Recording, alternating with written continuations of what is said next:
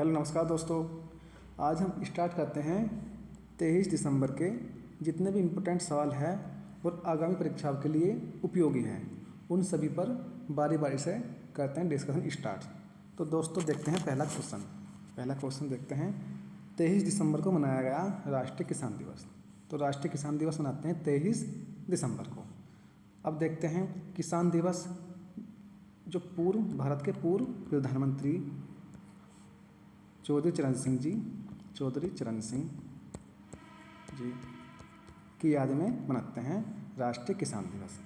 तो अब चौधरी चरण सिंह जी आए हैं तो इन पर डिस्कस करते हैं। ये भारत के क्या थे? पूर्व प्रधानमंत्री रह चुके हैं, पूर्व प्रधानमंत्री, और यूपी के सीएम भी रह चुके हैं। यदि बात करते हैं जब थे प्रधानमंत्री, इनका कार्यकाल 1979 से 1980 के मध्य था। तो ये भी याद रखना, 1979 से 1980 के मध्य। और ये ऐसे प्रधानमंत्री रह चुके हैं जो कभी लोकसभा में पेश नहीं हुए। तो आपको याद रखना ऐसे प्रधानमंत्री कौन से हैं जो कभी लोकसभा में पेश ही नहीं हुए। तो चौधरी चरण सिंह। अब करते हैं next question start. FIFA ranking 2022 में पहला स्थान मिला है ब्राज़ील को, जबकि द्वितीय स्थान मिला है अर्जेंटीना को, और तीसरा स्थान मिला है फ्रांस को। फीफा आया है तो देखते हैं फीफा 2022 में कहाँ हुआ है दोस्तों? कतर में हुआ है आयोजन। और इसमें विनर कौन है? विजेता टीम है अर्जेंटीना। जबकि बात करते हैं उप विजेता टीम है फ्रांस। तो ये आपको याद रखना है। अर्जेंटीना विनर होने के बावजूद भी कौन से स्थान पर है? सेकंड स्थान पर है।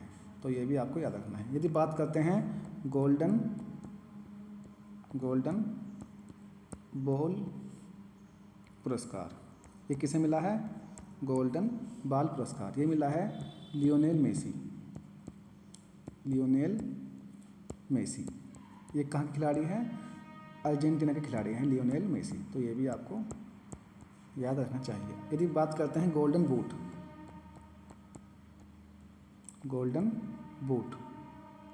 बूट पुरस्कार, ये मिला है फ्रांस के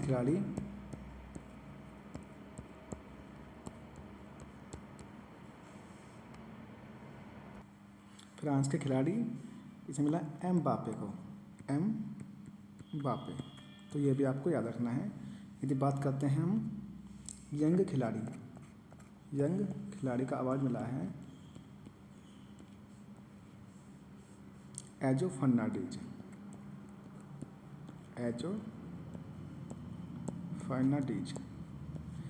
अब देखते हैं 2026 में इसका आयोजन कहाँ पर होगा? तो ये होगा अमेरिका, कनाडा और मैक्सिको। तो याद रखना है आपको कहाँ होगा? उत्तरी अमेरिका के जो 3 देश हैं उनमें इनका होगा आयोजन। ये पूछ सकता है कि कौन सा? अमेरिका दे देगा, कनाडा दे देगा और मैक्सिको, और अन्य दे देगा ब्रिटेन। ये पूछ रहा है इनमें से कौन सा शामिल नहीं है जहाँ पर 2026 में फीफा होगा। तो याद रखना अमेरिका, कनाडा और मैक्सिको। अब देखते हैं हम साहित्य अकादमी पुरस्कार 2022। तो हिंदी के लिए मिला है बद्री नारायण, इनकी कविता संग्रह तुमड़ी के लिए मिला है इन्हें।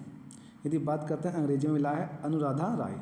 तो याद रख सकते हो अंग्रेजी में शुरू में ए आ रहा है और अनु में भी क्या आ रहा है।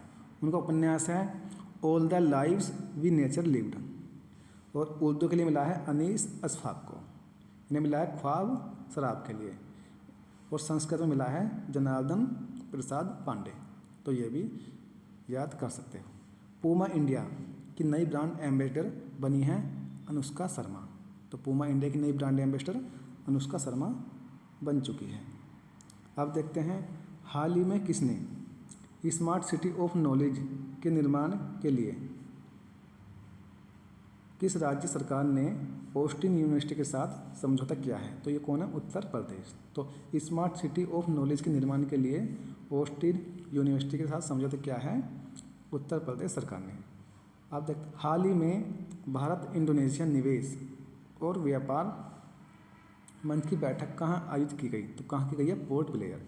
ये किसकी कैपिटल है? अंडमान निकोबार द्वीप की क्या है?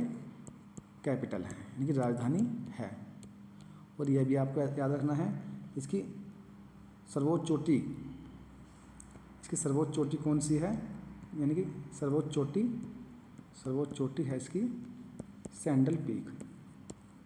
सैंडल पीक ये है उत्तरी अंडमान में शामिल है। ये भी आपको याद रखना है। चलते हैं नेक्स्ट क्वेश्चन पर। किस राज्य का मोढेरा का सूर्य मंदिर यूनेस्को की अस्थायी सूची में शामिल हुआ है? यह है गुजरात। तो यूनेस्को की अस्थायी सूची में शामिल हुआ है गुजरात का मोढेरा का सूर्य मंदिर। यूनेस्को की बात करते हैं, इसकी स्थापना 1945 में हुई थी और हेडक्वार्टर या मुख्यालय पेरिस में है। 36वीं एशियाई कुश्ती चैंपियनशिप 2023 की मेज़बानी कौन करेगा? तो नई दिल्ली इसकी मेज़बानी करेगा। कब? 2023 में। 36वीं भी याद रखना है। हाल ही में यूएनएससी ने किस देश पर अब तक का पहला प्रस्ताव अपनाया? तो किसने अपनाया है? म्यांमार। एक बार फिर देखते हैं, हाल ही में यूएनएससी ने किस देश पर अब तक का पहला प्रस्ताव अपनाया? म्यांमार। अब देखते हैं दोस्तों, सामाजिक प्रगति सूचकांक 2022। ये हालांकि हमने आपसे जो पहली क्लास थी उसमें करा दिया, पर मुझे लगा कि इम्पोर्टेंट है ये आगामी परीक्षाओं के लिए, इसलिए इसमें ऐड कर दिया। तो देखते हैं, सामाजिक प्रगति सूचकांक तैयार किया है सोशल प्रोग्रेस इम्पेरेटिव ने। तो याद रखना है आपको, सोशल प्रोग्रेस इम्पेरेटिव। यदि देता है कथन निष्कर्ष नीति आयोग ने बनाया है ये, तो हमारा हो जाएगा गलत कि नीति आयोग ने नहीं बनाया। याद रखना है कौन सा है, किसने तैयार किया? Social progress imperative. यदि बात करते हैं ओवरऑल, तो पहला स्थान इसमें है पुदुचेरी।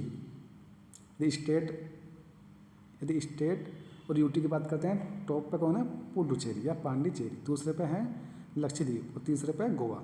यदि बात करते हैं जिलों में, तो पहले पे आइजोल जो कि मिजोरम का शहर है, दूसरे पे सोलन हिमाचल का शहर है और तीसरे पे शिमला। तो ये भी याद कर सकते हो। और यदि बात करते हैं अंतिम, तो अंतिम है झारखंड। अंतिम कौन है? झारखंड। तो दोस्तों, हम अपनी क्लास यहीं समाप्त करते हैं। मिलते हैं आपसे नेक्स्ट क्लास में। धन्यवाद।